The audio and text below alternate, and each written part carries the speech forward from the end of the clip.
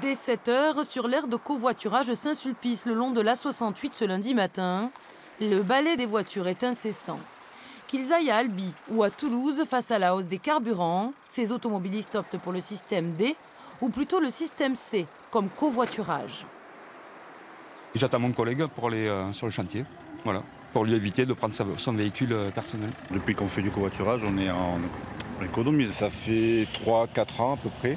C'est suite à l'augmentation du carburant. C'est à peu près une économie de moitié par rapport à des trajets classiques à peu près, oui. Ce professeur dans un lycée albigeois covoiture avec l'une de ses collègues, Caroline, qui arrive de Gragnac en Haute-Garonne. Au-delà de l'argument économique, ces enseignants ne voient que des avantages à ce mode de déplacement.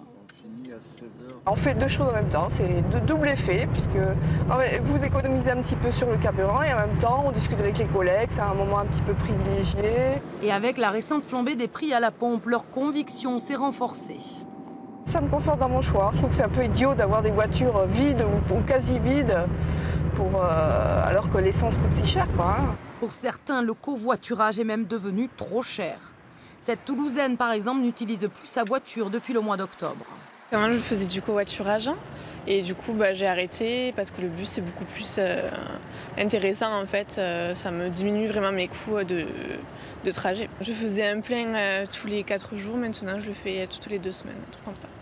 Avec un abonnement de seulement 40 € par mois, elle n'est pas la seule à désormais opter pour le bus, quitte à devoir rallonger la durée de son trajet.